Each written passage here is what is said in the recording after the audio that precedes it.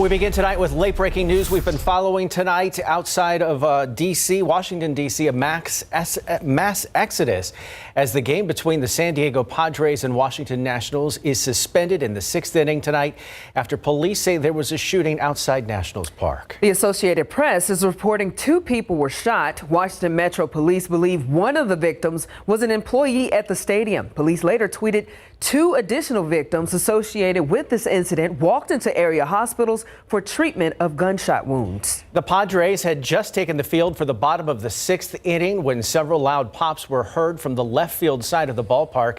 Fans sitting in left field quickly began leaving through the center field gate.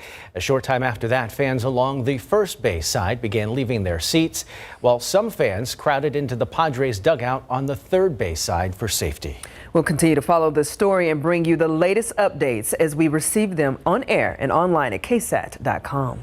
Meanwhile, back here at home, a 9-year-old boy is still recovering from his injuries after an SUV crashed through his bedroom overnight over on the southeast side. Neighbors say he and his other brothers could be seen trapped under debris. Now, the driver of the SUV also recovering from his injuries. The neighbors tell me this isn't the first time a crash like this has happened in the area.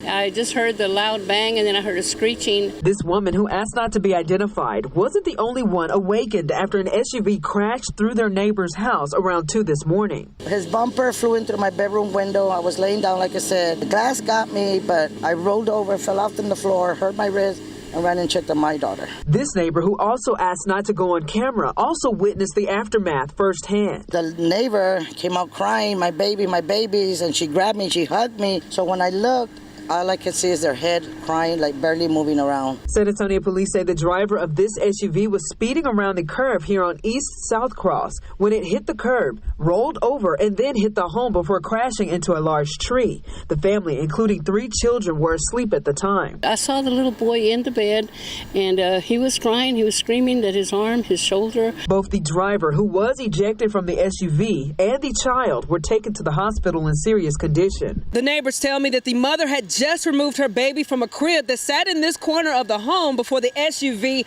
drove through the house. Another devastating sight that they saw, children's heads poking out of this debris that you see right here. They said this is an unfortunate situation that they've dealt with on multiple occasions. For example, right across the street there, another home being boarded up after it was hit by a vehicle. They say they would like to see a barrier put up to protect their homes from crashes such as this. They would also like to see more patrol to crack down on speeders. In the meantime, they can only live on the edge. The city to do something before somebody else dies here. And I hope it's not me and my daughter. District 3 Councilwoman Phyllis Villagran extended her prayers to the family impacted by this crash. She says she plans to follow up with Chief William McManus and the Public Works Committee to look into this issue.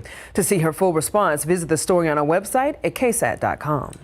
Some other crashes making up the day's top stories. A road rage incident resulting in a crash on the city's west side. This one happening around 1:30 near 1604 in West Military Drive. Police say a man allegedly showed a gun to another driver. That driver then telling police the man fired 1 shot. Police then say the man hit that same car, causing his vehicle to spin out of control. Both drivers were taken to the hospital. The man with the gun may be facing charges. Authorities say a man was hit and killed on Highway 281 last night. This crash happening around 11 p.m. not far from Loop 1604. Sheriff's deputies say the driver claimed to not have seen the person in the middle of the road. The victim was pronounced dead at the scene. The driver did stop to help, but deputies say they could face charges depending on the outcome of the investigation. New on the Nightbeat, extremely long wait lines at a far west side post office. Those who go there say it is due to staffing issues. The night team's John Paul Barajas went looking for answers. The list of frustrations for those who use the Richland Hills post office are growing. That long list is nothing compared to the line people are having to wait in just to get their mail or mailbox key. What's the longest you think you've seen the line? Probably around 100 people. It was outside. People aren't happy, and that's at the end of the day. Really long line. How long did you wait? Hour and a half. Morgan Weber and Ben Velarde explain a simple errand has turned into a dreaded chore that often goes unfinished because people simply don't have the time or patience to wait. Adding what our cameras captured doesn't do the magnitude of the problem justice. I've never seen somewhere where as many consecutive one-star reviews as this place. Shipping labels at home, and I come after hours, just, no one's real happy. It's very crowded. They say the biggest issue is the post office only has one person working the window, and they believe a solution is needed sooner rather than later. Hire more people and just organize better. Find it, whatever they're doing isn't working. We reached out to the U.S. Postal Service, and they sent us a statement that reads in part, local postal officials are aware of ongoing wait time issues and report they are actively working on several initiatives to more efficiently serve our valued customers, including plans to assign more resources. As for a timeline on when those resources are coming, that was not given.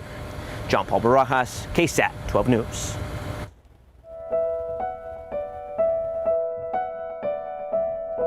If we are going to be able as a state to respond even more aggressively, one thing we need is additional funding. Governor Greg Abbott continuing to plead his case for a state-funded wall at the Texas border with Mexico today. The governor was joined in Del Rio by Florida Governor Ron DeSantis, as well as local law enforcement there. You can watch the governor's press conference and read more about his proposed plans right now on KSAT.com. Meanwhile, 3 of the Texas House Democrats who flew to D.C. this week have tested positive for COVID-19. This after breaking quorum to block a GOP voting bill last week. The 3 lawmakers in question were fully vaccinated, according to a report by the Austin American-Statesman. All of the Texas House Democrats have been vaccinated. That's according to caucus officials. Those who have tested positive for COVID-19 will now isolate for the next 10 days and will undergo a PCR coronavirus test as well. That's also being reported by the American-Statesman. Their names have not yet been released. Despite a decrease in people getting vaccinated, city officials are not stopping vaccine clinics. They continue to add more incentives in hopes of getting more residents vaccinated. Our Jonathan Cotto stopped by Toyota Field to see what influenced people to finally get the jab. Shot after shot after shot, San Antonians rolled up their sleeves to get their COVID vaccine. They walked away not only fully protected, but with food, swag, and a chance at winning a Spurs 10-game season package. The Pfizer vaccine is now available for those 12 years and older. And as many students get ready to go back to school, this mother says she didn't second guess getting her son vaccinated against COVID. My main focus, my main goal is to get him vaccinated. I want him protected. That way I don't have to stress about it, about, oh, we can't go here because it's so crowded. At least he's protected. And while some people continue to hold out against vaccination, others say now is the time to get the shot. I mean, everybody, of course, you're skeptical, of course, what's going to happen. You're listening to bad publicity and media. But at the same time, everybody in San Antonio, everybody needs to go get vaccinated to keep everybody safe. With the Delta variant making up nearly 20% of new cases, health officials continuing to encourage the public to get vaccinated for protection against the coronavirus and the new strain. If you're not vaccinated, you can still get infected. If you haven't been right now, you've just been lucky. Dr. Wu says they are constantly working with community partners to ensure the public understands how easily they can get a vaccine. There's no waiting, and it's still free. You don't have to be a citizen. Just please come out and get vaccinated. And if you weren't able to come out to the vaccination event, the Alamo Drive-Thru Clinic is available Wednesday through Friday from 12 to 8 p.m. Jonathan Cotto, KSAT 12 News. Outside with live cam tonight as we wrap up what was a very toasty Saturday. Skies are clear across the Alamo City and not quite so hazy tonight or even through much of the day today. We had some lingering Saharan dust, but that's going to continue to filter out as we head into the day tomorrow. Look at today's almanac, 77 the morning low. Quite warm out there this morning with a high temperature of 91. Still a few degrees below our normal high for this time of year, which is 95. I mentioned that Saharan dust. There was a plume of it around today.